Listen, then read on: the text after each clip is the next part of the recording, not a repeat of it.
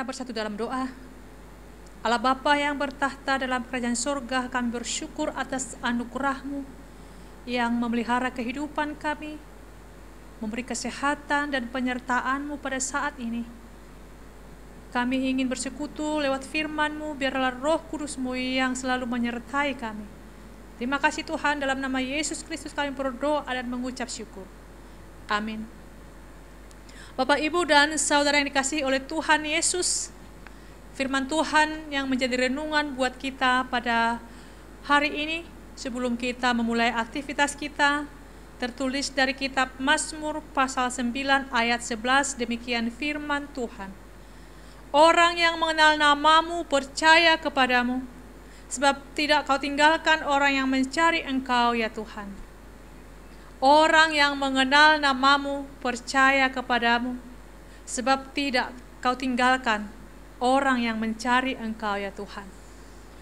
Saudara yang dikasihi oleh Tuhan Yesus Kristus, tidaklah menjadi rahasia umum jika dalam suatu hubungan sosial atau pergaulan dikatakan bahwa kita harus mengenal baik siapa yang menjadi teman atau sahabat kita.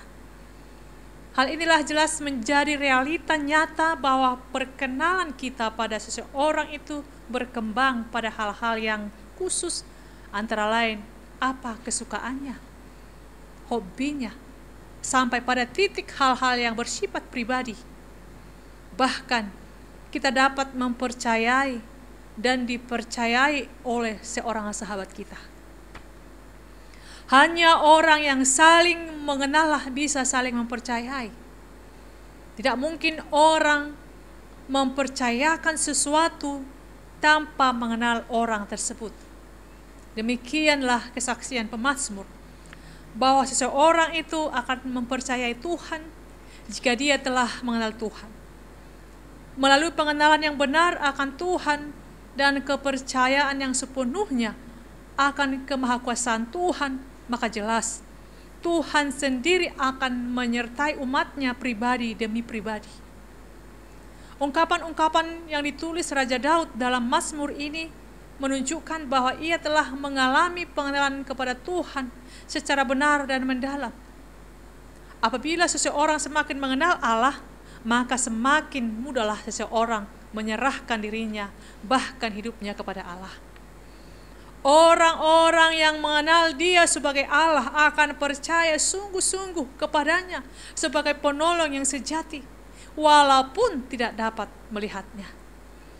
Itulah sebabnya Daud mengatakan, orang yang mengenal namamu percaya kepadamu, sebab tidak kau tinggalkan orang yang mencari engkau ya Tuhan. Saudara yang terkasih, jika kita sebagai umatnya percaya kepada Dia sebagai Allah kita, maka tentu kita akan selalu rindu mengenalnya, mencarinya, bahkan menghampirinya melalui doa kita, melalui pujian kita, dan membaca firman-Nya dengan penuh iman dan ketekunan. Selanjutnya pengenalan kita akan Dia kita nyatakan juga melalui sikap hidup kita sebagai umatnya, sebagai anak yang dikasihinya, karena Dia juga adalah Bapa kita. Inilah kerinduan Allah yang luar biasa dalam hidup kita, bahwa Allah bukan saja rindu kita umatnya untuk menyembahnya, memujinya, mengagungkannya. Lebih daripada itu, Allah menginginkan kita untuk menghormati dan melakukan segenap perintah-Nya dalam hidup kita. Dalam firman-Nya telah jelas Allah mengajarkan kepada kita untuk mengasihi Tuhan dengan segenap hati kita dan mengasihi sesama kita seperti kita mengasihi diri kita sendiri. Kasih kita kepada Allah hendaklah terwujud dalam kasih yang nyata, yaitu kasih kita kepada sesama kita. Adalah kemustahilan jika kita katakan mengasihi Allah yang tidak terlihat, namun saudara kita, sesama kita, tidak kita kasihi, tidak kita perhatikan, tidak kita pedulikan. Allah sungguh menginginkan kasih kita kepadanya dinyatakan juga kepada sesama kita. Yakinlah Allah hanya berkenan kepada setiap orang yang taat kepada firman-Nya, yang secara jelas membimbing kita untuk menerjemahkan, mempraktekkan kasih itu secara vertikal dan horizontal. Kasih kepada Allah dan kasih kepada sesama kita. Saudara yang terkasih dalam nama Tuhan Yesus Kristus, berkenannya Allah dalam hidup kita tentu nyata juga dalam pemeliharaannya serta penyertaannya kepada umatnya. Seperti halnya setiap orang tua bukan saja berusaha untuk memberi yang terbaik kepada anak-anaknya, lebih daripada itu mereka juga tentu akan setia bersama mendampingi, menyertai dan menolong anak-anaknya kapanpun dan dimanapun anaknya itu berada. Bahkan jiwa raga pun tentu dapat dikorbankan demi anak yang dikasihinya, agar selamat dari setiap kesusahan dan kesulitan yang mengancam jiwanya.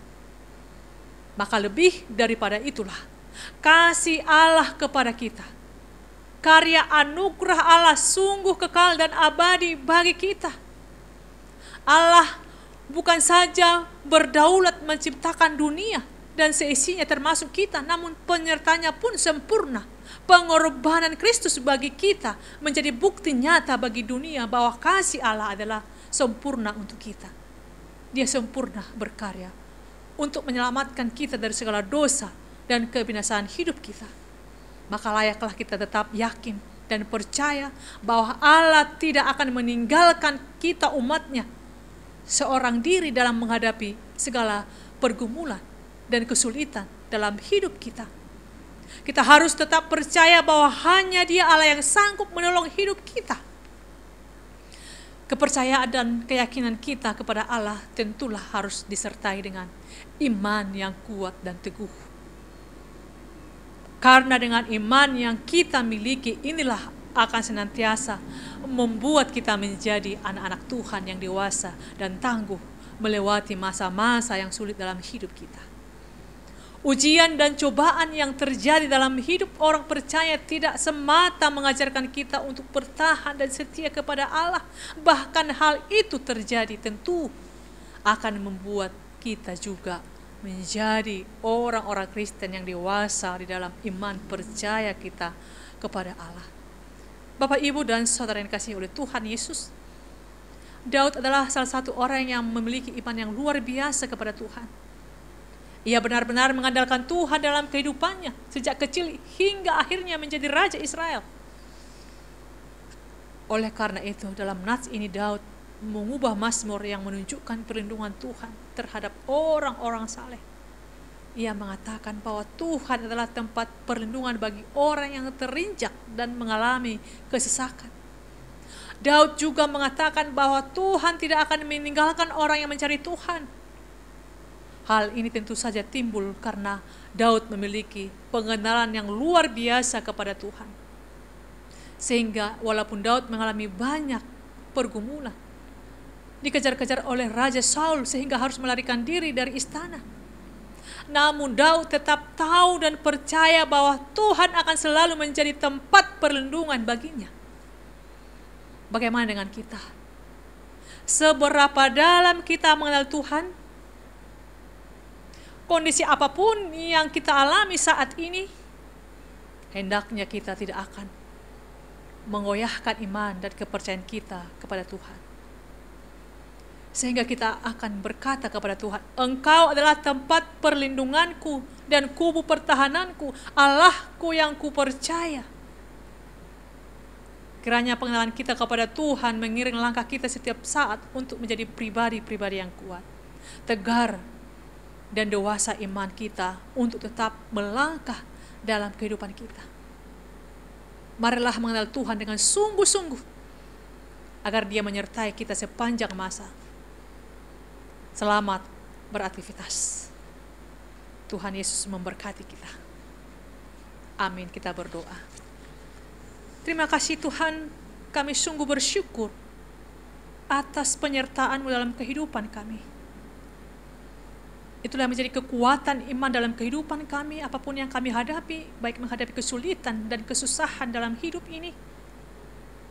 Karena firman-Mu berkata, Setiap orang yang mengenal dan percaya kepadamu tidak pernah Engkau tinggalkan. Itulah yang kami alami ya Bapa. Orang-orang yang menggantungkan hidupnya kepadamu, yang yakin dan percaya akan pertolonganmu, sekalipun yang kami hadapi penuh dengan masalah dan pergumulan, tapi Tuhan tidak pernah meninggalkan kami hingga saat ini. Kami sungguh berterima kasih dan bersyukur ya Bapa, karena anugerah-Mu kepada kehidupan kami. Kiranya biarlah iman kami semakin teguh, semakin kuat apapun yang kami hadapi, sehingga kami memperoleh berkat-berkat-Mu dan sukacita yang dari Tuhan. Terima kasih Bapa, biarlah firman-Mu menjadi kekuatan dalam kehidupan kami, menyertai dalam setiap langkah kami. Dalam nama Yesus Kristus kami berdoa dan mengucap syukur. Amin. Bapak, Ibu, dan saudara yang dikasihi oleh Tuhan Yesus Kristus, Tuhan memberkati.